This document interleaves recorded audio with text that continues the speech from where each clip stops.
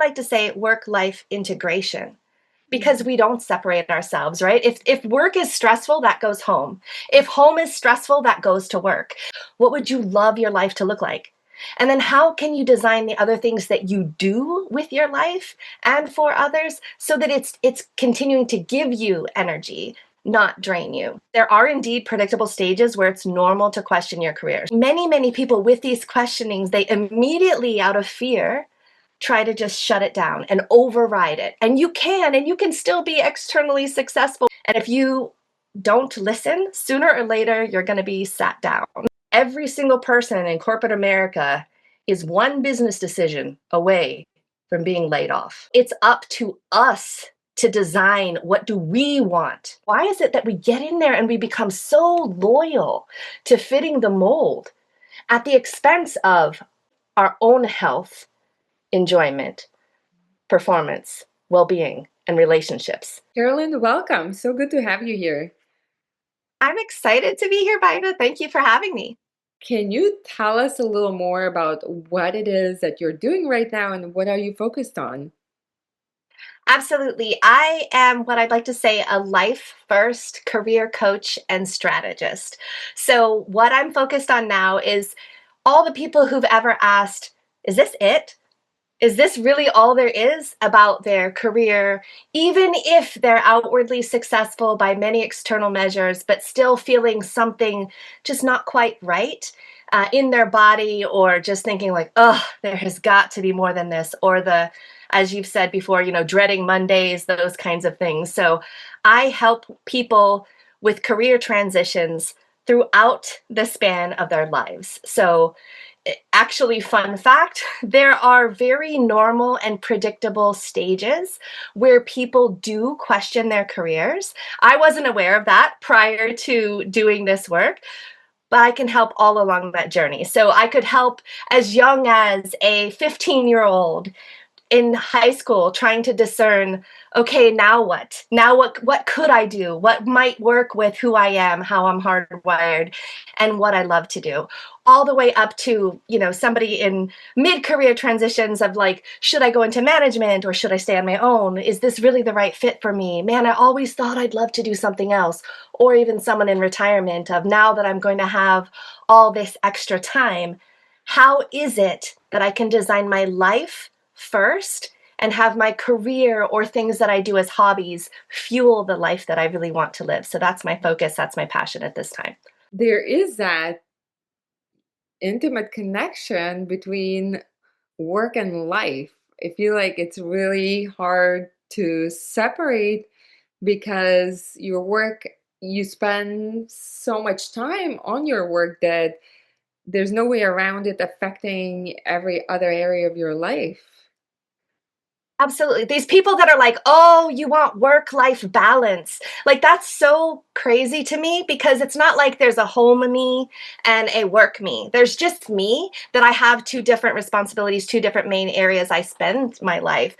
And those people that are trying to balance or trying to compete, maybe it's just because there's no other way that they've been told or could think about it. But I like to say work-life integration because we don't separate ourselves, right? If work is stressful, that goes home. If home is stressful, that goes to work. So how can we design, like, what do you really want your life to look like? Like, really, like, you're in your best sense. What would you love your life to look like? And then how can you design the other things that you do with your life and for others so that it's continuing to give you energy, not drain you? Mm. So that's my focus. I love that. And when you said that there are predictable stages of when these Mhm. questions around career choices and next direction bubble up. So I think you mentioned a couple examples. Yeah. I wanted to ask, what are these other career stages where maybe it's not just us, but it's super normal for those questions to come up? It it's it it's absolutely normal, and that's one thing that I'm trying to help people realize is it's normal to question your career, even if you're doing well in your career, right? By choice or by force, depending. There's all sorts of reasons why somebody could choose to actually pivot or, upgrade or whatever the case may be. However, what I came to find as I dove into, and I think we'll get into a little bit of my journey later. But as I tried to make this my focus and really figure out, like, what is it, how is it, why is it I keep seeing these predictable patterns, then I found out through human development, psychology, neuroscience, all of these things in studying the background research, yes, there are indeed predictable stages where it's normal to question your career. So the first one is between like age 15 and 18. Now that naturally corresponds to, most children finishing high school and deciding, like, now what? Do I go into trade school? Do I go to college? Do I try to do something on my own? Now what do I want to do? The next one can happen between ages like 22 to 26, depending. And then every 7 to 10 years later, it's another turning point. It's another time where you're naturally questioning. Now, most people, or I don't know about I myself, and maybe you yourself, and many, many others, when those questioning times come up, many people override them because of the, like, oh, you're having that question. And then you start thinking, oh, man, I should be happy. People would die for a job like I have, for this money, for this insurance, for this thing, for these reasons, for this identity. This is what I'm supposed to do. I studied that thing. I have to stay in this. If I don't stay in this, is all of that worthless? Did I make a mistake? Maybe I wasted my time. And so many, many people with these questionings, they immediately, out of fear, try to just shut it down and override it. And you can still be externally successful by overriding those nudges and those thoughts. But as you know, you're going to get time and time again. First, it's a whisper or a wink, then it's a nudge. And if you don't listen, sooner or later, you're going to be sat down with and now here's your time to maybe consider making a change. So to me, I don't believe that questioning your career means something's wrong.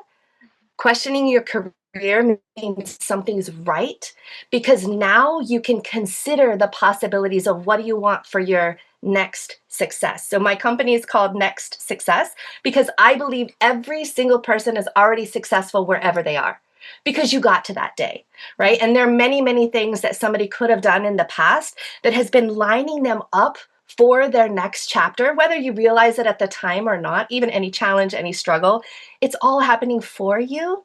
But what do you want your next success to look like? If we can define that, then we can help you go out and go get it. So career stages, career questioning, 18, 22, every 7 to 10 years later. Now, women can have slightly different shifts depending on if we brought other people into our lives or brought other people into the world, right? Sometimes those stages can be a little bit shifted as we sometimes consciously decide to put our time, effort, and energy into the development of a relationship or somebody else. Those things can be a little bit skewed. So they're all rough stages, but they happen all throughout your life. That's interesting. So, would you say what is that bubbles up? Because I remember, I'm sure it's happened to other people, and it's the fact that when I started my career, I used to be excited about it, right? And kind of then, Mhm. what is it that we get bored about, whatever the job, the function, the area that we're in 7 to 10 years later?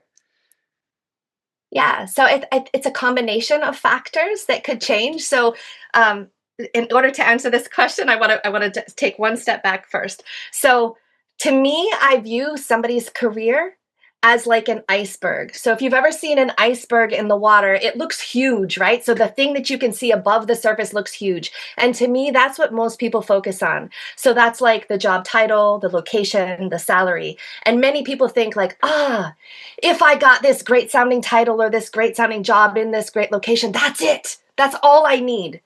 And then if you ever look at an iceberg below the surface, Mhm. it's typically like 5 or 6 times deeper than it was tall. And so to me, that's what's really driving fulfillment. This is what I found. So that's, who are you? What do you do best? How do you communicate? What's the chatter going on in your head? And do you have an integrated vision for what you want for your life first and then for your career? So to me, when somebody's trying to figure out that vision, I've found that there's actually 8 different factors that most people never consider. And so those are things like, where are you in your career development stage? Right? So are you an 18-year-old or 20-something-year-old and you're just willing to do whatever because you've gone to school and now you're like, oh, I just want my first real job. And so you're very open to opportunities. But then as you go in there and you start to see what it's really like, and you start to also understand, like, how are you when you're at that place? What are you feeling in your body? How is your life looking, right?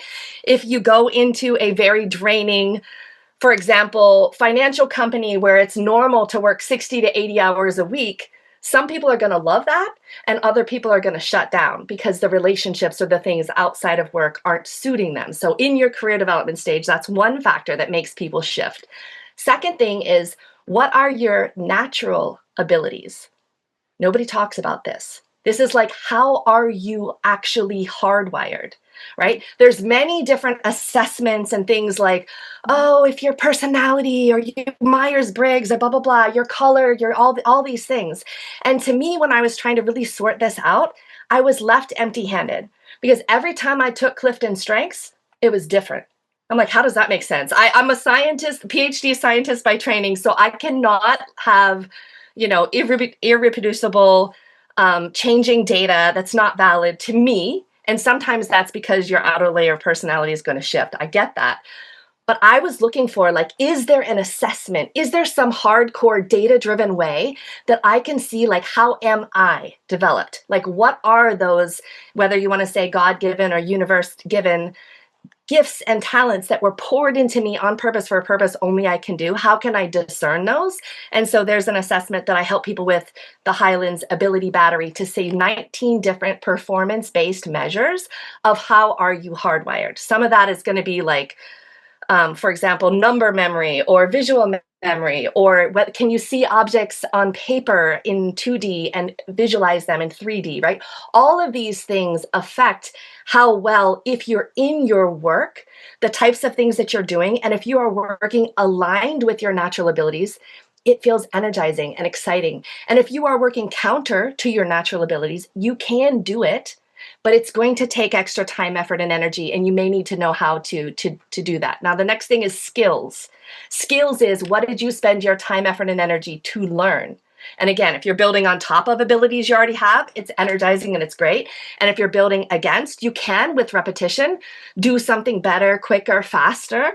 But the minute you stop doing it, you're going to lose some of that. Versus if you're doing something aligned with your natural ability, it doesn't matter how much time goes in between you doing that, you're still going to do it really well when that thing comes up next. Another thing is your interest. So over time, what's changing? Your career development stage. Your natural abilities are relatively stable. You build skills on top of them in either direction, but barring some sort of traumatic brain injury or dementia, those things are that's your baseline. Like, you can make all kinds of things from those ingredients, but you have those ingredients, right? So the skills, what you spent time, effort, and energy to learn or do, your interests, what fascinates you, that changes over time, right? So to me, when people are like, oh, get your career based on your interest, and you're telling a 15-year-old to do that, right?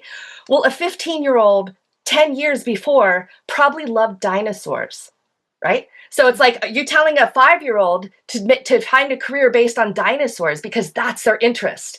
And then as they're 15, it's different. And as they're 25, it's different again.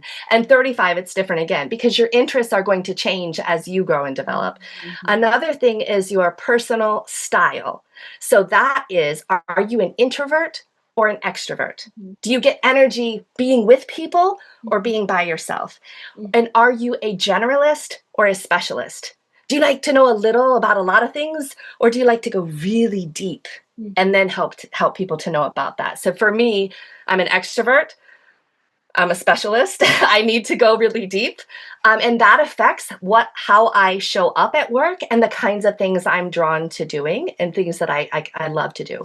Another is your family, right? So the family you came from and the family you have now, these things also can change over time.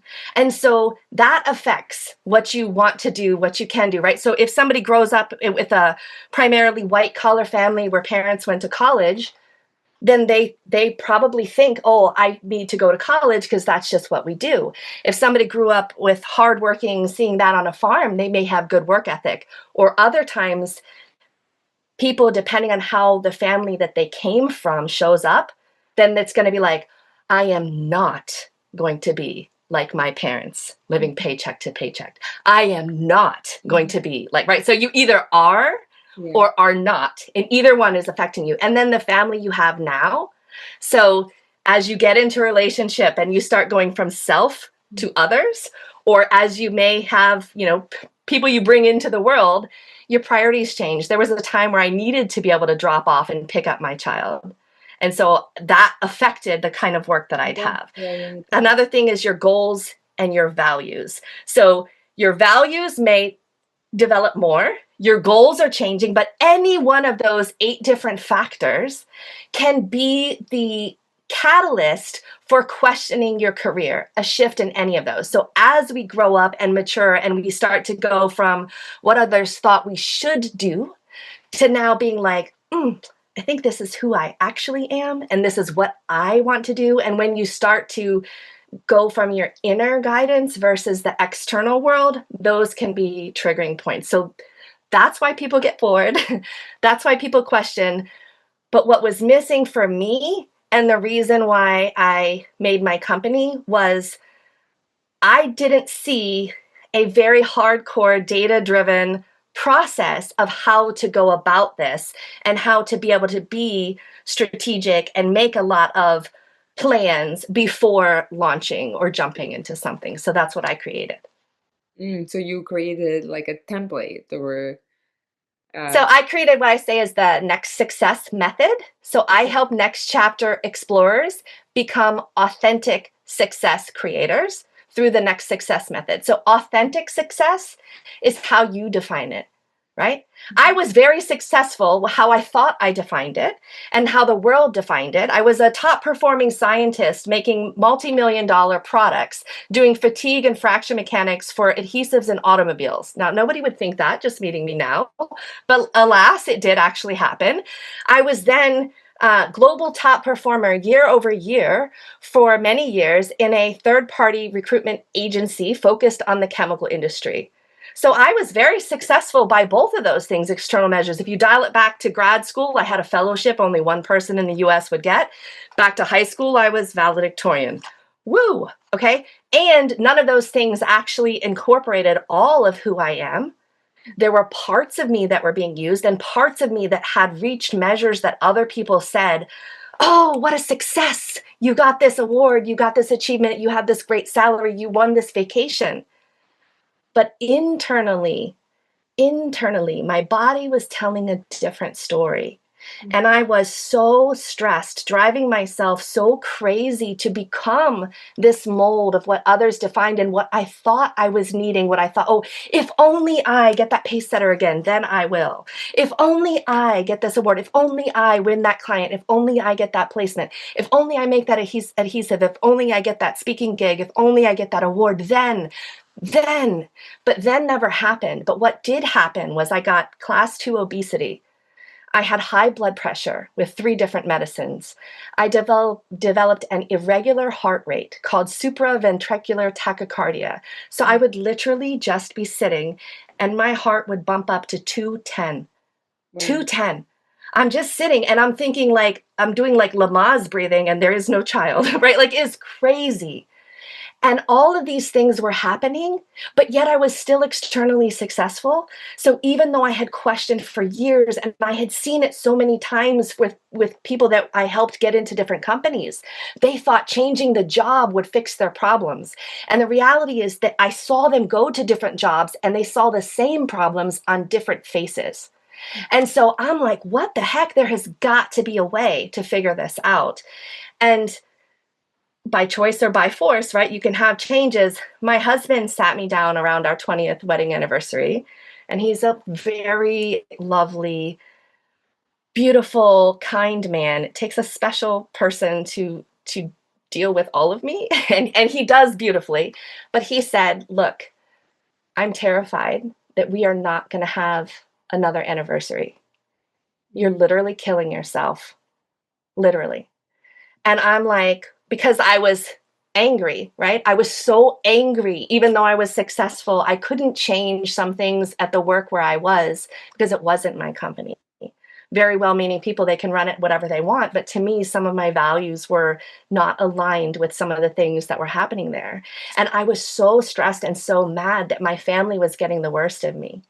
I'm screaming at my children and I'm screaming at my husband, like, shh, mommy's on a call. Or taking calls during what should be a shutdown vacation, and constantly pushing all those things first. And the people I said mattered most got the worst. And I was also getting the worst. So I was telling my husband, this doesn't make sense. Like, we got a kid that's about to go to college. He said, I don't care. None of that matters. I'm like, how does that make any sense? You're telling me to maybe leave my, well into the six figures, how I was doing. It was 100% commission only. So it's not like I had a salary. I only did well when I got results. And I was like, I'm cool with betting on myself. So I did. But to make a decision that said, you know what? This isn't, in fact, the life that I want. This isn't it. Because what does it matter if I help people get new jobs, if I help companies and my family suffers or they don't want to be with me? For what? Yeah, wow. That is and I think that's where many people will be able to relate, is that when you are checking the boxes on the outside, but then you know that something is missing on the inside. When did you become aware? So you were obviously performing and doing well, but when did you become aware of kind of that something's off yourself? If I go back and dial it back, it was right at those predictable stages where someone could question their career. Every single one of them, I did in fact have. Sometimes I made changes, other times I did not. Mhm. Even if we go back into high school, I was valedictorian. Okay, woo, great. But I did well in all my classes. Now, I thought initially, oh, I'd love to be a teacher because I just loved like the school environment and here's what you need to do to get an A. And absolutely, I'm there. And my dad said, "Mm, girl, you're good at math, you're good at science. There's a huge push to have women in math and science. And I don't think teaching will support the lifestyle I think you want to be accustomed to." Okay, thank you, Dad. He was a teacher, principal, superintendent, so he knew that so well. And then he also said, "Girl, you don't have to be an educator to educate. You can always have a role wherever you are where you can help people learn and understand things." And so then I thought, okay. So I went into first chemical engineering and I was doing it and I was doing it well, but in my body, I'm having this like visceral reaction, like I feel like I'm going to throw up. Not because I'm scared I'm not going to do well, but because I just could care less about the calculating the pressure that drops as a pipe gets longer. Who cares? I don't care. Yay, there are people who care because we are able to have really good manufactured chemicals. I'm so glad some people have that thing where they do actually care. But so then it was a visceral reaction in my body. I then switched my major from chemical engineering to chemistry because I thought, well, crap, I couldn't have wasted my time. Oh man, I got to do something with this. I got to salvage. So I switched from engineering to chemistry because I'm like, what's in the pipe? Tell me about the material. Why is that? Why does that matter? And so I did that. But I also wanted a engineering program had a very well developed cooperative education plan where most engineering schools in the US, in your sophomore year, the second semester, you can apply and go work at a company and then rotate at a company at school, at a company at school. And over the next, couple years, you then end up graduating with not only your degree, but also a year of solid work experience, seeing what it's like. That was developed in engineering. In chemistry, where I switched, it was not. Okay. But now I knew it was possible to be a student and go work somewhere. So I made it happen. I called local companies and I was like, look, blah, blah, blah, blah, blah. And I'd love to. And then I got a job at a company in their analytical lab. So it was super cool. And that company worked with polymers. So polymers are rubber and plastics, and also us, because our DNA is like very long chain molecules that doesn't change depending on adding a couple extra molecules. Anyway, good stuff. I go there, I become fascinated, and I look around and I see, and I'm doing it, right? And now I'm doing it and I'm looking and seeing what are the jobs that people with bachelor's degrees, which I was going for, are having. And I'm looking around and I'm thinking, ugh, again, that feeling in my body of, I don't know. I don't know that I want to be doing that. Because, again, great people, great things, great foundation for me. But I wanted more. Like, I didn't want to be carrying out somebody else's idea. I wanted my own idea. And I wanted to help others with that. So that, but every single time, and when I went after, I went into grad school, I then decided to study fatigue and fracture mechanics of rubber, like Oh, breaking wow. it. I know, but like, so here's what it was. When you get to break things, you're not doing it to see how well it breaks. You're doing it to make it stronger. So I studied cracks, how they initiate, how they grow, not because I wanted something to break, because I wanted to design something stronger. And now here it is, 20, 30 something years later, I do the same thing, but I'm not studying cracks in materials. I'm studying cracks in people and how to make them stronger. So this has been my recurring thing. But even when I was at work, like at using that PhD in polymer science and doing fatigue and fracture and structural adhesives for cars and all of that, like I also had to dim parts of myself. I mean, picture what you think a scientist looks like, right? Like hardcore. Now look at me. I mean, typically, uh, most people who would be scientists really doing well, they might be a little reserved. They might be very matter of fact. And I can do all those things. I can play that role. But inside, I was like, come on, everybody, let's get excited. Like, what is it? You know? And so I thought, okay, well, here's a role for me. I can be an educator. So I thought, oh, that's what I'll do. And I was doing that, but I was still feeling this like, oh, gosh. Myself, my two technicians, and 297 other people were part of that reduction in force. And at the time, I thought it was horrible because how is it? Like, I'm going to get laid off with all those accolades and all those awards and all the things under my belt that were success. That was success. And that really was a pivotal moment for me. And I now know with certainty that happened for me. And what I learned was every single person in corporate America is one business decision away from being laid off. It's not personal. It really is business. And so it's up to us to design what do we want. It's not about are you going to get the promotion? Are you going to get the job? Are you going to get the raise? Yes, those things happen to you, but you can also take control of your career wherever you are and start deciding, is this what I want? It's a job. It is not a marriage, right? And even marriages where it's like till death do us part, even sometimes people decide that is not till death do us part for a variety of reasons. But for a job, why is it that we get in there and we become so loyal to fitting the mold at the expense of occasionally our own health, enjoyment, performance, well-being, and relationships? We can flip the script and design it from how we want things to happen if we allow that. So even in recruiting, I was still doing well. I was loving that I was helping people. And I was having those same feelings. So to me, the feelings were that, oh, gosh, is this it? Is this really all there is? Or just being so mad or so angry that I could not ultimately change. I thought I couldn't change the company and I couldn't change the circumstance. But you know what I could change? Me. I could change me. So I went to create the thing and the resource I wish I had. And now I get to help, very, very blessed to get to help many, many other people to find similar peace with wherever they are. Some people work with me and they change their jobs. Some people work with me and they keep their job but now they're directing and they don't feel like they're at somebody else's end of their decision, that they're deciding their life. Yeah.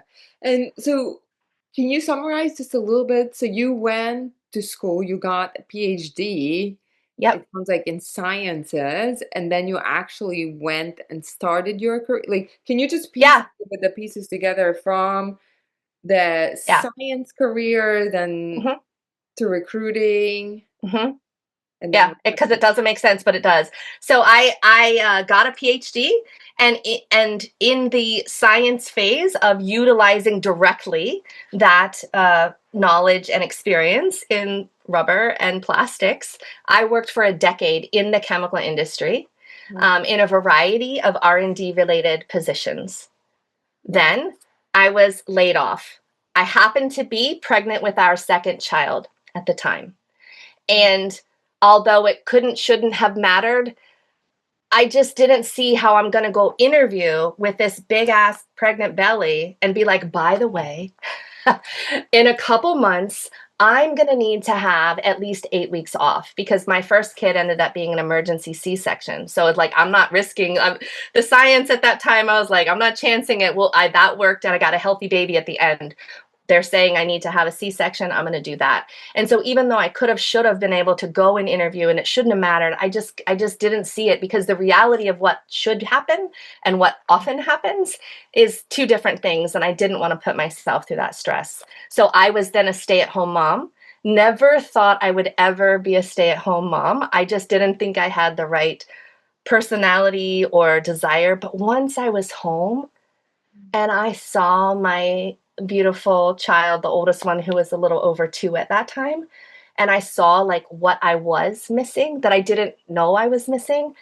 I wanted to be there and I wanted to do whatever I can to try to be there for that human. So then fast forward, younger child is getting into kindergarten and is in his, and I'm thinking like, this is the year for me.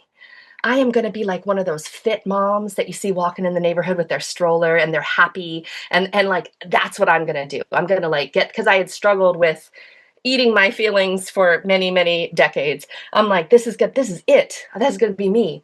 And then I got a call on the third day of my youngest child's kindergarten. And that was a call from a recruiter.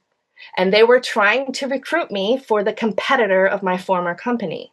So now at this point, it's been just about 5 years. Non-competes are done. I'm a free agent. And a few days before that, my husband was saying he's so good at these things every now and then. But he's like, buddy, you really need to get a job. I'm like, what the heck? Get a job? And he's like, you have a PhD for God's sakes. Like, there's more to you. You really need to get a job. And I'm like, I can't. I can't get a job. Are you kidding me?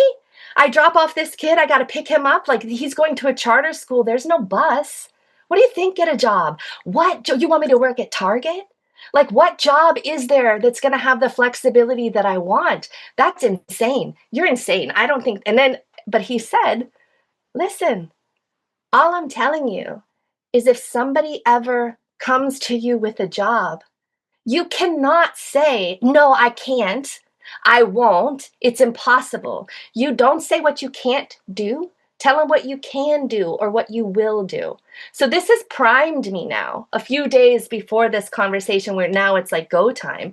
And so I'm listening and I'm like, I mean, it did sound like a really cool job. Like I could have so done that and done it so well, but it would require me to move from North Carolina to Detroit area, which again, Mm, I love Detroit area. Henry Ford, I mean, how can you not? Like innovation and failure is the opportunity to begin again more intelligently. Like I'm there.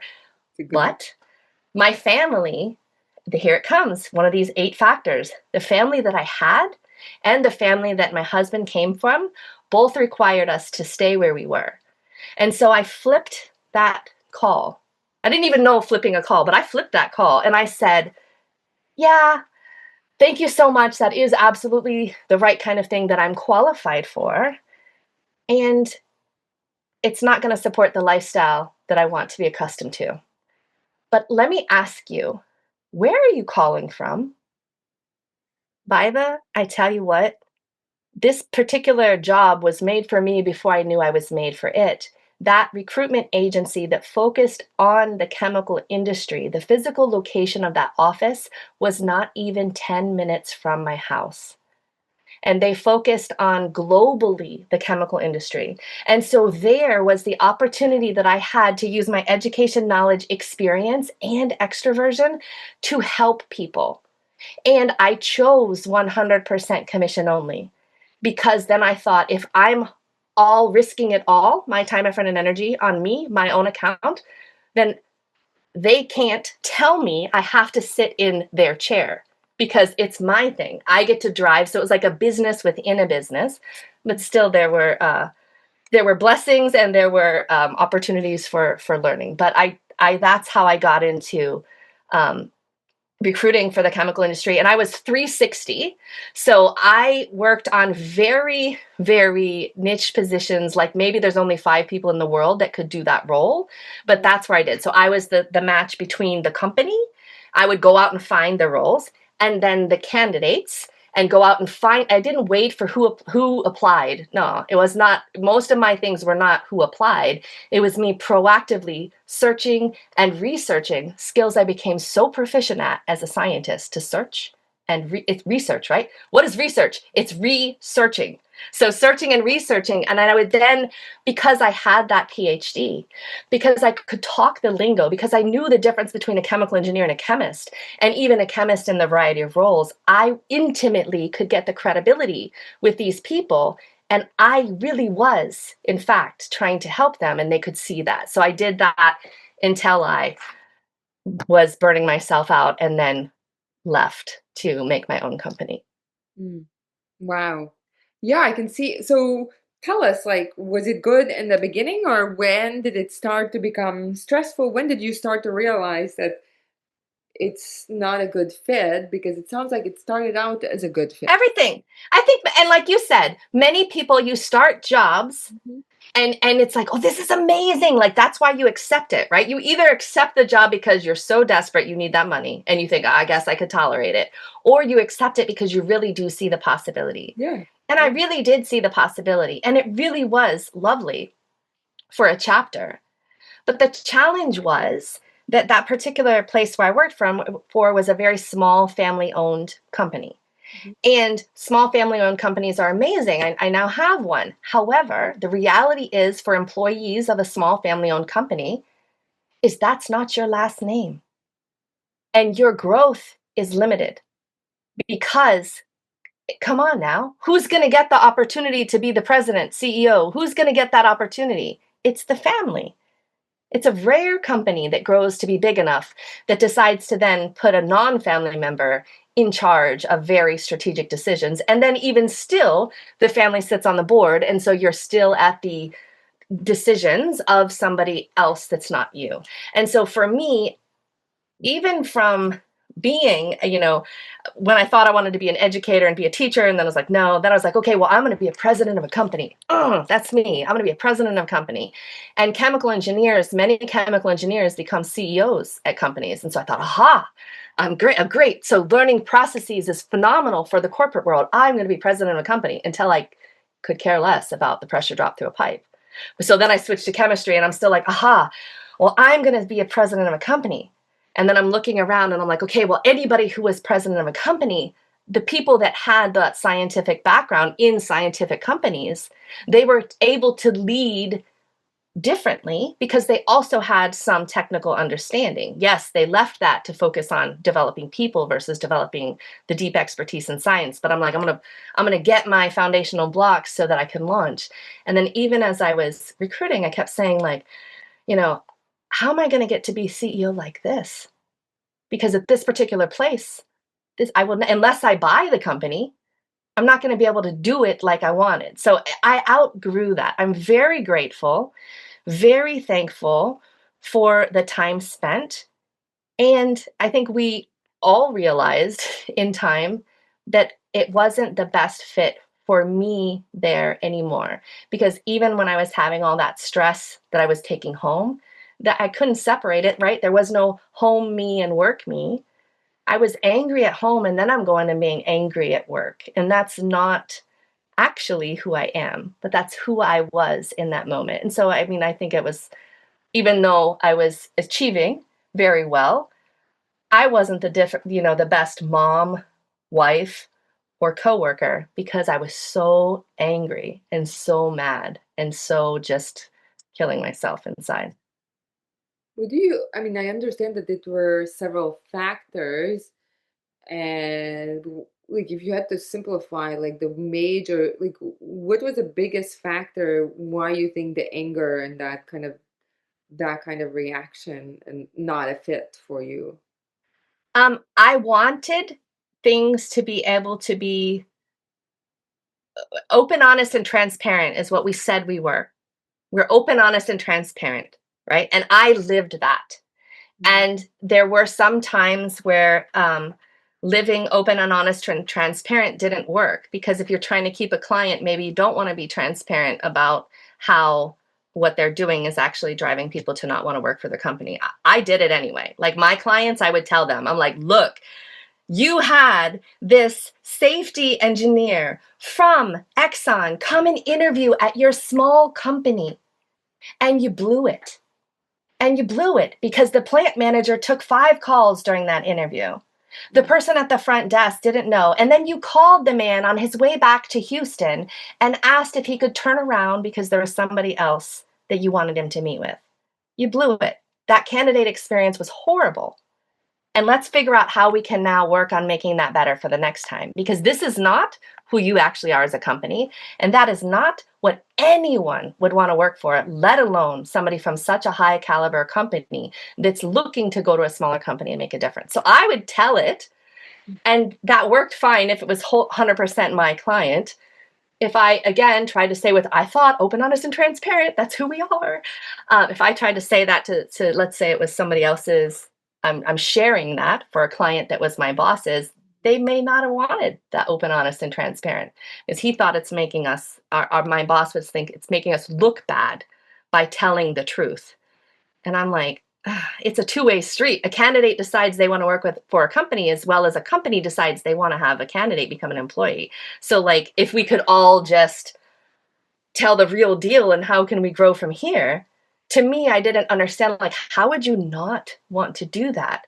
And yet there were a few instances where I was running across where that wasn't welcome and that's against my values and my integrity and my ethics. And so that was really driving me um, to a place that's not ultimately me. And it happened for me because had I not gone through that, I'd still be there. Mm. And but I would be limited. It was like if I foresaw the future of what my career would look like for the next 10 years, and I've been there almost 9 years, maybe nine and a half, something, maybe eight and a half, I don't know. All number memory, not my thing. But if I projected into the future what it would look like, it was the same. It was the same, just different people, different companies, and nothing that I had ever done was the same. I was always striving for how can I'm a specialist, right? How can I deepen my knowledge? How can I become better? How can I really learn more and be more to help others? That's what I wanted. And I had just reached a point where I had outgrown that opportunity in many different levels. Mm. Not to say it wasn't a good one when it started, Yeah, yeah, yeah, but yeah. yeah. No, thank you so much for sharing. And when people are sitting in that place where they have gotten to a point where something isn't working, and like you said, they're making the money many times, at least they can provide, right? Pay for their expenses, for a certain kind of living. But inside, it feels like they know, like you said, you get stressed, your body starts to feel different symptoms, right? Um, it's kind of like one sign on top of the other if you're Yep. not listening to that initial kind of that hunch or intuition that like somehow it turned and it's no longer for you. Um, how how do you know? Like how does one know whether it is the company and the misalignment, like you said, like with values and behavior, And maybe that's the only thing that needs to be changed versus if they need to change the whole direction Mhm. of their profession. So first, I think what so how do you know? It takes some time, right? But what you first need to do if you're having those questions and you're having those thoughts, first of all, congratulate yourself for questioning. That's the only everything that you want is on the other side of your comfort zone. So the fact that you're starting to question is an opportunity for you to get to know yourself deeper and to really decide and learn what's best for you. So that questioning, first you have to pause. Pause. You're like, whoa, uh, something's not right. And I recognize something's not right. Now, then you have to assess. So now you might start checking in with your friends or your family, right? Or you might start just realizing, have you been not showing up to things that you actually do like because of work, right? Did you miss the school performance? Did you miss a casual random weeknight dinner with family or friends? Did you miss the thing that you bought tickets for that now you've decided you're too busy? Are you working so many times, many hours, super late and first thing in the morning, and it's stress and you feel like you got to get it done because these people, they need you, they depend on you. And yet, have you started having any health issues? Do you now have new medicines that you take? It's not just aging. It's not just aging. Are you showing up as the person that in a loving relationship that you want, right? Are the people that you know and care about, do they see any difference or do they also see your stress? And if they're also seeing your stress, it's an opportunity to go deeper, right? And so pause, assess, and then you can realign after you've assessed what the deal is. Now, if somebody wants help or very structured way to go about that, that's what I made. And I can help people in as much time as they want. The problem will exist for the time it will take for you to figure it out. And I'm not advocating for people to just willy-nilly quit. Even when I decided that I was going to leave, you have to remember in that role, I was 100% commission only. So every day I would talk to somebody, 6 to 9 to 12 months to never later, I might get paid. So even when I decided that that's it, I'm gonna now start planning what I want my life to look like and what I want my career to be, it still took time to realize there was a gap between where I was and who I wanted to be. And then I had to make a map, right, to get from that gap. From like, I got this direction in my GPS and I've got that point destination in my GPS. And how do I get there? Well, the same way I get to dinner, I'm going to get a map. So I need a massive action plan of how can I strategically, systematically work through a plan for me so that it can be as easy of a transition as possible. Mm. Of course, support from a loving, if you're in a relationship, support from that loving relationship absolutely helps somebody to take a leap. But how you know is the questioning. What you do with that questioning or what you do with those tiny little things, you can deal with the problem when it's small, or you can wait till it's big and you're having a cardiac ablation and wondering what the heck, right? Like that's what happened to me. So I Yeah. don't want people to have, I don't want them, and everybody's going to have their own unique experience, but um, I've been there. I know what it's like to do something well and still feel not fulfilled. I know what it's like to change your major. I know what it's like to be in a career and be so successful and still feel like, oh my gosh, this is killing me. I know what it's like to get laid off. I know what it's like to be a stay at home mom. I know what it's like to go beyond being a stay at home mom and getting back in industry. I've seen and helped and coached hundreds of people from the beginnings of maybe I should change my career or maybe I should change my job Mhm. through to a new level of satisfaction, happiness, and ultimate fulfillment. I've seen it time and time again, I just love it. Like I can fully say what I'm doing now is using every single part of me for good and for the benefit of helping make the world better. And what would it be like If every single, if like, I mean, how many times you go out and you see people like, oh man, that's work calling, blah, blah, blah, blah, blah. And people are not fully aligned and loving what they do. But what would it be like if they did? What would it be like? What problems could we solve in the world? Because we're all here on purpose for a purpose only we can do and for a benefit. But the longer that we are like stifling or dimming or fitting into somebody else's mold and feeling like, oh my gosh, I just want to break out of this. But what if we were all broken out and we were all just living into who we are and what we could be? Like, how amazing and beautiful would the world be? Would we be? Would our families see? Would our communities be able to experience? Like, that is what I want. Like, that's authentic success when you're loving what you're doing. And authentic success is what you define it. So it might not be the cars, it could be, might not be the house, it could be, might not be all of those things. But for me right now, it's like, am I living in a way that my family gets the best of me? I still fail, but I'm still striving. Like, do I have people that in the future want to come and spend time with me? Do I? To me, that would be success. That would be ultimate, authentic success. And if you do the right thing, everything else falls in line. That's always been my experience. Beautiful. And thank you so much for sharing your story and obviously the impact that when you keep going down the road that's not aligned, which can be very scary. How did you connect the dots to career coaching?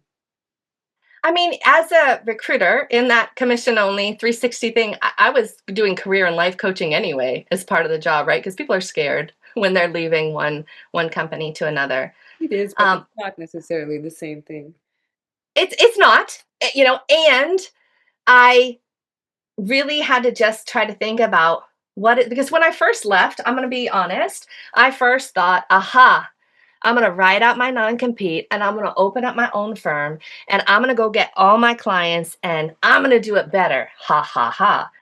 And then I was realizing, as I was going through my own healing, self improvement, self development, I'm realizing like, that's not actually who I am.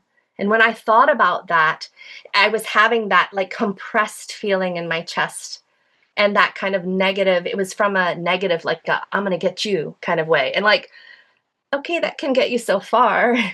But I Yeah, wasn't joyful. I wasn't expansive. I wasn't right. expressive. And so I had to kind of think back to like, what were people coming to me for?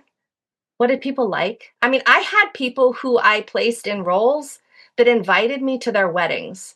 Like, this was not just one person. Multiple people invited me to their weddings because I found them and helped them get something. I had people would joke like I would get flowers delivered at work. And I wasn't asking for any of this, but I had made such a difference in their experience. I coached them every single step of the way, from application to interviewing, pre and post, debriefs and preparing and getting them ready, even to, relocating and transitioning and then even starting and doing well and blah, blah, blah. Like, I stayed with people Mm, and I was loving that I was helping them. They were so appreciative that I helped them and they felt that I did, made a meaningful difference. So it didn't take long for me to realize, that even in college, I was finding people and coaching them. Like, here's what you could do, or have you thought about this? Or, okay, this is using these things that you're really good at, but you told me you are also in music in high school and now you've left that behind. Have you thought about adding something to so that you can holistically be you, right? Because you can get paid for some things and you may or may not be able to design a job that's going to do everything that you love. But if your vocation isn't allowing that, then your hobbies can. So, how is it that you need to be holistically you? Like, even as I was doing things, I would be like, I'm gonna go over here, I'm typing this up, gonna call this guy, right? And I'm not saying like I am the world's greatest singer, nothing of that sort. However, there was that sort of musical component that if you have natural abilities in a certain way, if you don't use them, they are going to come out, right? So this is like the people that are organizing their kitchen and everybody else's kitchen. They started out being kids organizing cars by colors, right? Like they're just some ways that you're hardwired that you're meant to do that thing. And if your job's not letting you do it, it's going to spill out in a good way, or maybe not for your coworkers who are now hearing me sing songy as I'm doing stuff. So I love yeah. it. So what did you find out about yourself? So what is that hardwired thing that you found in you?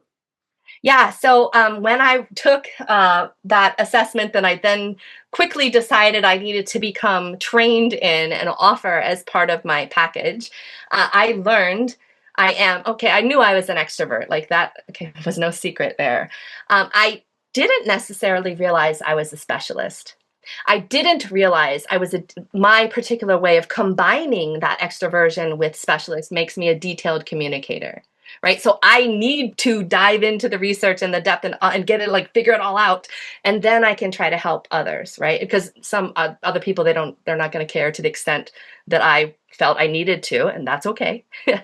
But so that was helpful for me to realize some of the things, like I mentioned, number memory. So like I thought I was like the worst mom ever, from those moms that are like, oh, it was a Tuesday at 6:52 and my beautiful baby came into the world. And I'm like, I don't freaking know. Okay? I have two humans that are still alive.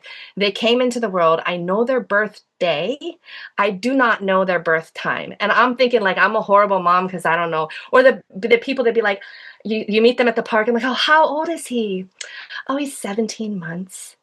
I'm like, freaking, I don't know. My kid's one. Like, I don't like. So to me, that thing, or even as I was leaving phone messages, I had a sticky note with my phone number on it. Right. And so for me, I'm thinking like, how is it? I got this PhD for God's sakes, and basic numbers. Like I will know certain things like when is the bread expiring or the milk expiring, like those dates, I'm there.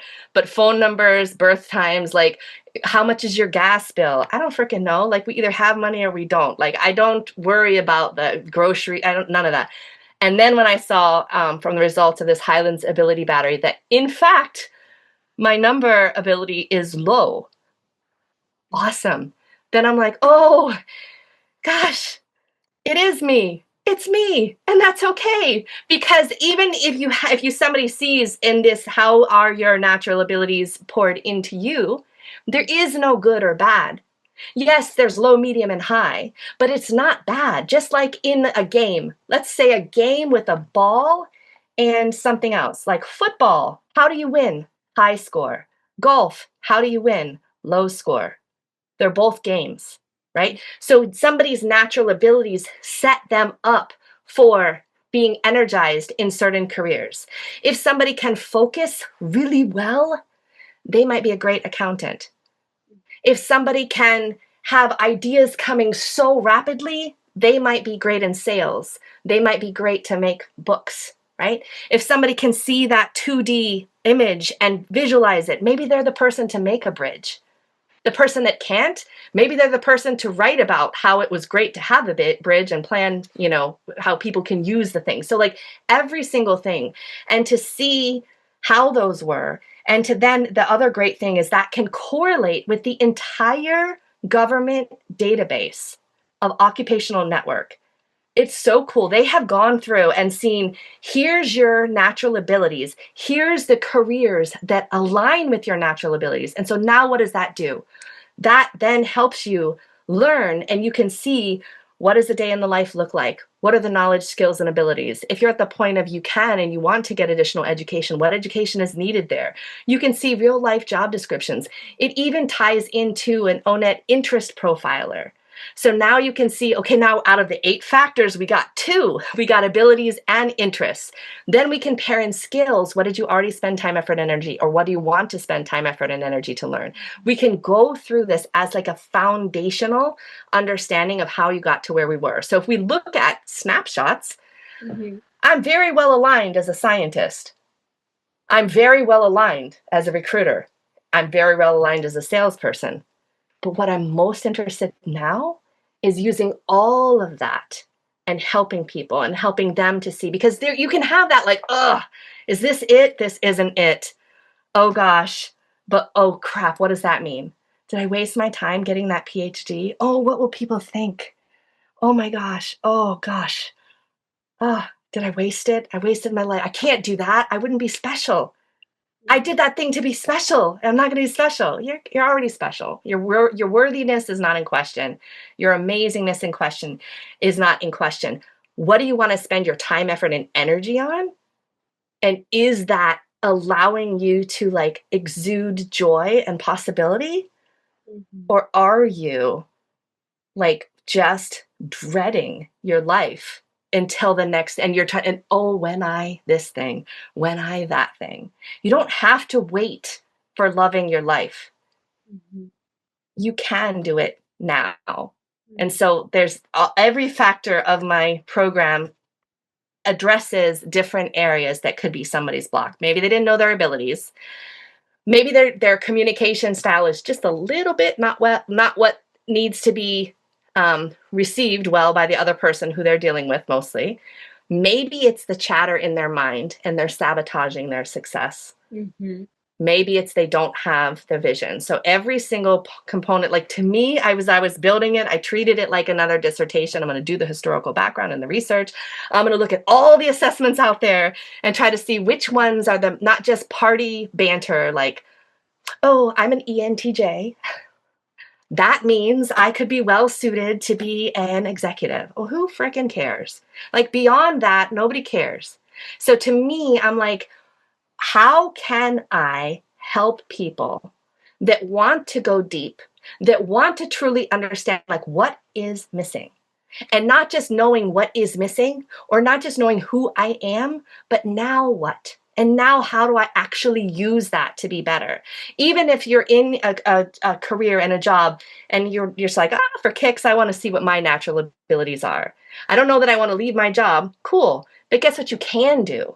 You can decide what do you do versus delegate, right? Knowing who you are, how you lead your life. Everybody is a leader. You're leading your day, your life. But what you do with your time, you do have choices. There are times even in corporate America that it comes up, "Hey, would you like to work on this project? Or would you like to work on that one? What would you like for your annual goal?" You get to put input into that. And you can be like, "You know what? I've realized that I am a generalist. And so I would love to have a variety of projects where I can help on." Mhm. Or I've realized I'm actually a specialist. So I know we're working on that huge benefits thing. If I could be the one to try to research all the different vendors and then decide which one would best suit our needs, that would be amazing for me. Like, so it gives you a language of how you can direct what you want your next success to be. I love that. And so many things. So many things that go into it. Carolyn, how can people find and connect with you? Absolutely. So on LinkedIn, you can find me, Caroline Sangal. You can look at my website. It's nextsuccesscareers.com. I also have a podcast, nextsuccesspodcast.com. And I have that I'm going to offer for your listeners or viewers a navigating career transitions workbook, a free guide to help somebody to be able to get started. So that link can be in the show notes as well. Amazing. I loved your podcast and invite anybody to check it out. So it's Next Success with Caroline Sangal or Sangal. How do you say Well, that? well, it depends on where you are. If we're in India, it's going to be Sangal. But since we're here in America, my husband's like, we're Sangal. We're just going to be Sangal. So I love that. I encourage anybody who loves podcasts to check it out. I love how you talk about different topics. Also, some of them that we touched upon today.